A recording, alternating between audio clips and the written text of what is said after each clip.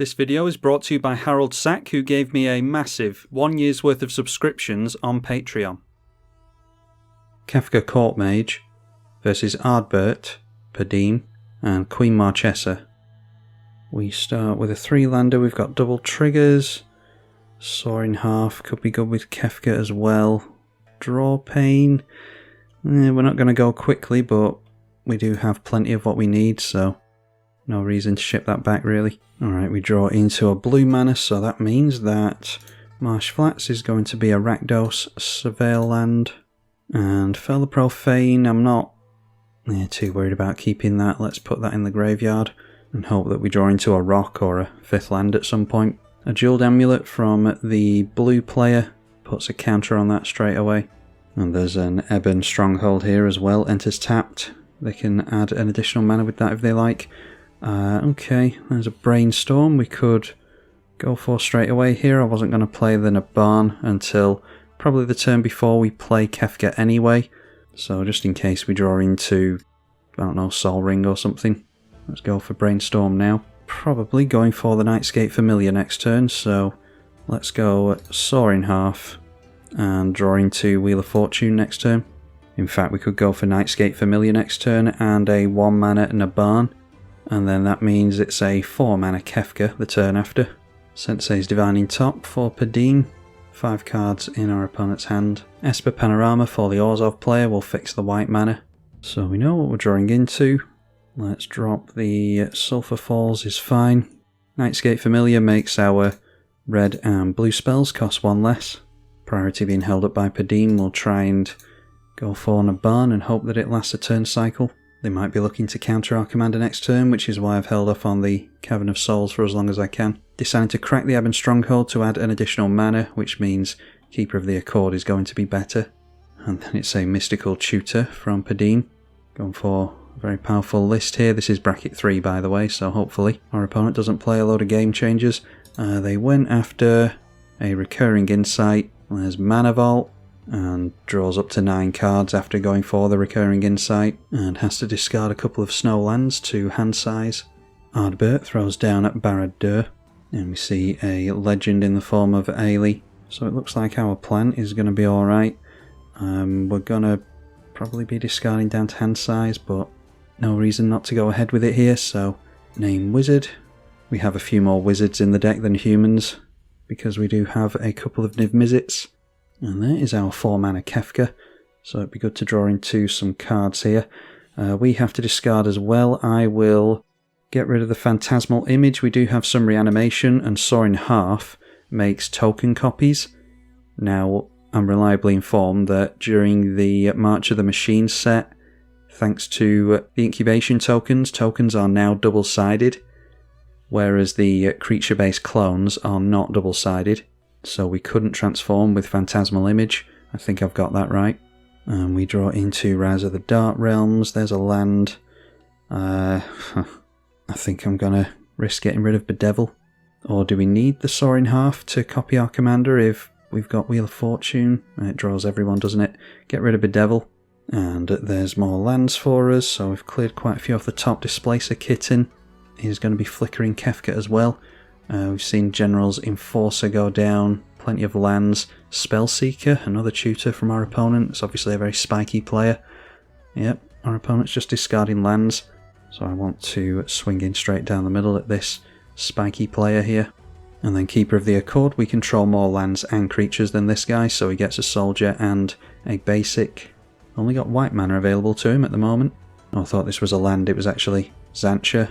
That's the one that goes under the control of your opponents. Okay, goes for another Plains. Let's just get rid of the Undercity Sewers, because I might want an untapped black mana with the Flooded Strand. Suppose I could have got rid of the basic. If we manage to get the mana up at some point, then we could potentially start to look at discarding creatures into Rise of the Dark Realms. We're a slight while off that yet. Weathered Wayfarer can search up lands. And then it's rebound on the Recurring Insight. We have a full grip of 7 at the moment. So jumps up to 12 in hand, 75 cards left in the library before the draw phase. I've just checked actually, Enlightened Tutor is on the Game Changer list for some reason, but Mystical Tutor isn't. So yeah, we've only seen one Game Changer here in the form of Mana Vault so far. There is a high tide to double up the lands. That means he can go frantic search and untap some lands that will still tap for double mana. He's got Sapphire Medallion down to make his... He's got down a Sapphire Medallion to make his spells cost less as well, discarding more lands to the loot. And there's a Thran Dynamo ramping ahead nicely. Still got 4 blue mana floating. And there we see Consecrated Sphinx. So the more we draw, the more our opponent has the option of drawing. He doesn't have to draw into this. And then decides to look at the top 3 with the Sensei's top. Ends the turn with 7 cards in hand. I mean, while the blue player's drawing a bajillion cards anyway, I don't think we need to worry about Kefka drawing even more. It's our mana issues that we're worried about at the moment. I dare say our opponents are still looking at the Kefka because they don't want to keep discarding. Although, I think it's safe to say they don't have any spot removal because they haven't used it yet. Ardbert into play for the first time. Just wondering if to risk getting down Displacer Kitten and actually trying to play non-creature spells into it to flicker our commander. Worst case scenario, we lose out on Kefka and just have to rely on Wheel to keep our hand full. And the 2-3 Death Touch swings in at us, so not worried about that Consecrated Sphinx. We draw Swiftfoot Boots, which would take 3 mana without any of the acceleration. That's a bit difficult here. So maybe we are going for Surveil Land after all. Let's go Displacer Kitten. And then maybe just drop Swiftfoot Boots and not equip it. So yeah, I'll just go for the black mana while we've got the option. Obviously our opponents can see what we're about to do from a million miles away, but at least we get to make some use of it here. We just want to draw as many cards as we can while we can. At least attempt to. Maybe could have swung in with Kefka at this guy, but I don't trust that he doesn't have a Ganjo or something. Don't want to attack in any of the other 2 players either. So we're still getting the 2 triggers from Kefka, which means each of our opponents discards 2 cards. Let's risk getting rid of an island. And that means that Sphinx gets to draw 6 cards here, because we drew 3. And there's Necromancy, so we can reanimate something from our opponents. There's Triad of Fates, another land discarded. The blue player isn't really going to struggle on discarding into us. Brimstone Roundup for the Queen Marchesa, and potentially 3 more cards being drawn here. Blue player's nearly down to half of his cards in the library. Get rid of a swamp. Alright, so now we've got Deadly Relic and go after that Consecrated Sphinx, I think. I'll have to flicker something else, I think. Much as I'd love to go after the Kefka again. Let's just flicker Nabarn. We saw go down to Kefka, by the way, at Cruel Claw's Heist, another land, and Kaya's Guile. And of course there's free counter magic when he's got 21 cards in hand or whatever it was, so discarded an island to foil. But we did manage to get into a land, so we'll have to discard 1 card here. I think it can be the Phyrexian Metamorph could copy the Thran Dynamo. So maybe we just have to give up on Psychosis Crawler and maybe reanimate it at some point, even to the Necromancy. And again, we control more creatures and lands, so 2 triggers off Keeper of the Accord. And again, he's just going for the mono white stuff. We discard the Crawler, and Sphinx continues to draw because we didn't manage to get it out of play. And this player decides to leave us because Magic Online. 20 cards after landfall from the mono blue player, and gets another tutor with Tezzeret the Seeker. Manages to get himself an extra planar lens in order to double up the mana production. So he's got 4 untapped lands left. And Cloud of Fairies will enter and untap 2 lands. So he floats mana with that. Of course it only costs 1 mana and untaps 4 mana's worth of lands. And Turnabout does the same thing, untaps all the lands, so he's got 9 mana floating at the moment with 17 cards in hand. Gets himself a Gilded Lotus. And a Sculpting Steel turns that into a Gilded Lotus as well. Vidalcan Orrery allows him to play anything at flash speed.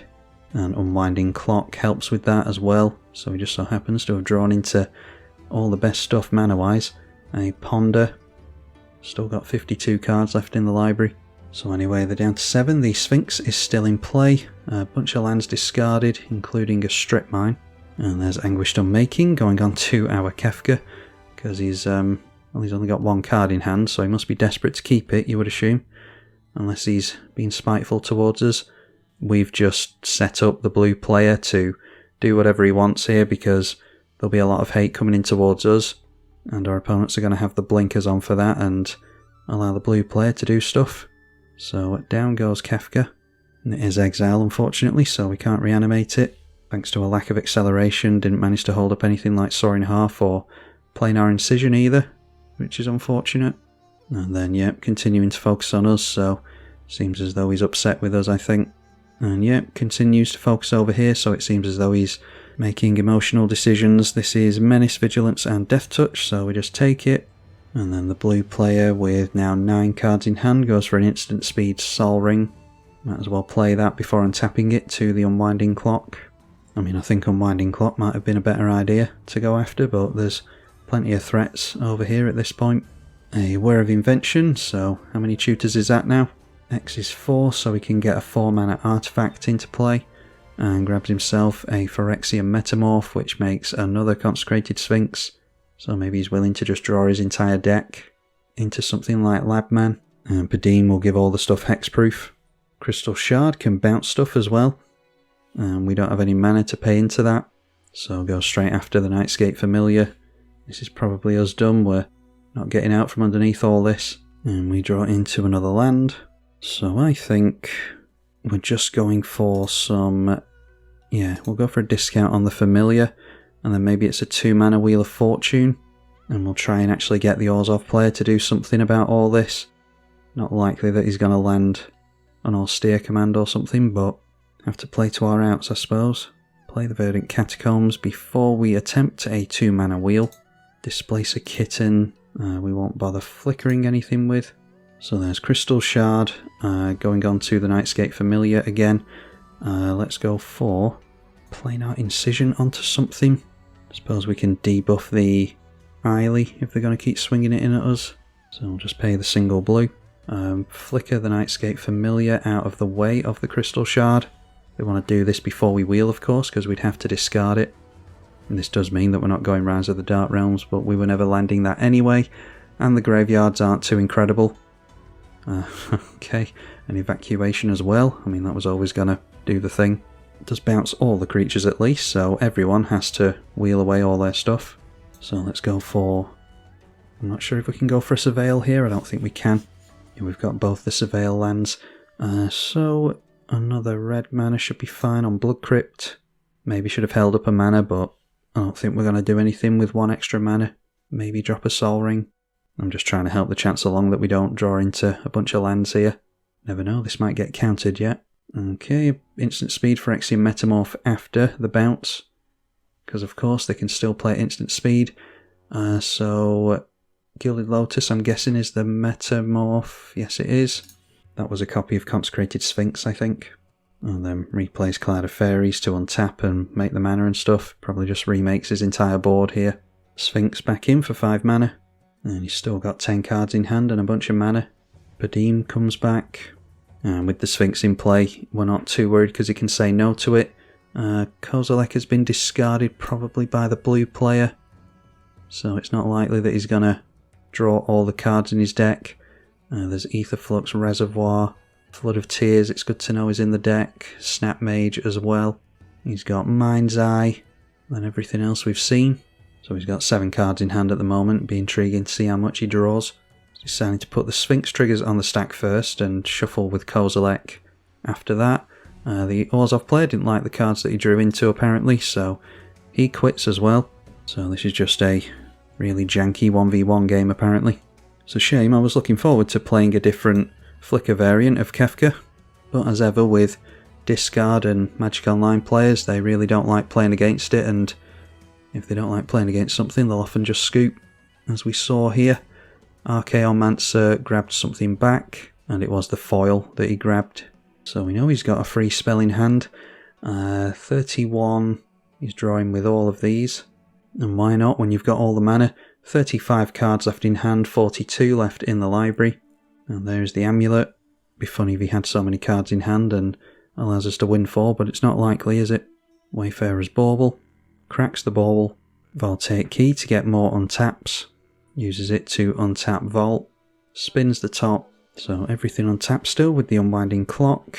I don't think... yeah, Vault wouldn't have untapped with the Unwinding Clock. That's why he did it with the key there. He will draw a card with Padeem. This is not a May ability, so every chance he could deck himself to that. Now, does he have spot removal in hand or not? I mean, probably, but our best bet might be Niv-Mizzet Perun, throw the Swiftfoot Boots onto that. He's going to be able to evacuate and stuff like that still, so at least he'll have fewer turns in which to operate like that. He gets into another tutor, X is 6 this time, so he gets even more mana off a Caged Sun. And he gets a buff on his creatures as well, so this is 2, 4, 6 plus 5 is 11 damage. So a couple of rounds of that will do. We can at least make Niv-Mizzet uncounterable thanks to Naming Wizard with Cavern of Souls. And then it's Thought Vessel to give themselves no max hand size. They can always bounce the Niv-Mizzet with this in response to the Swiftfoot Boots. There's just absolutely nothing we're doing here. Bojuka Bog shows up just in the nick of time, ready for the Kozilek to shuffle everything away. They draw up to 34, so I don't know, just drop a land and we'll try the Niv-Mizzet, make them bounce it. And of course I don't think this can be countered anyway. Yeah, it's got 2 instances of not being countered, but they can bounce it back to hand. I mean, they have multiple means of dealing with us here and dealing with our spells. We have 0 chance of getting out from under this. So it's straight through to combat with 34 cards in hand. Hopefully they're just swinging with everything here. I don't see why you wouldn't. And now needs to deal only 6 damage to us. And the draw phase triggers Consecrated Sphinx. 36 cards in hand. Play Volcanic Island. Attempt the Windfall. Just because it'd be funny to land this. They've obviously got a heap more mana than us to actually do stuff with their cards. Returning the Venser back to hand just means that they can bounce the spell back again. So we can replay it and then they'll just use some other counter spell they have. So replay Venser, bounce back Windfall. So recast the Windfall. Alright, they don't want to use the counter spells that are in their hand. They just untap the Crystal Shard with the Voltaic Key and do the same thing again here. So I'll not bother trying to play at this point. Let's just go through to their combat and await our demise. And there we go, manages to get through for the victory. So apologies if this is the second Kefka video that you're seeing. Like I said, I did try to make it more of a Blink variant, which does seem to be the better way to make it. Just went up against a way more powerful deck, unfortunately. There's been a lot of spikes on Magic Online recently, so this is just what we have to deal with. If you want me to try the Blink variant of Kefka again, then as ever, I want you to let me know in the comments section. The original video seemed to be popular enough, so I'm willing to try again and hopefully get a more evenly matched game next time. Massive thank you to the patrons for their financial support of the channel as always. I'm tribalkai. Thank you for watching.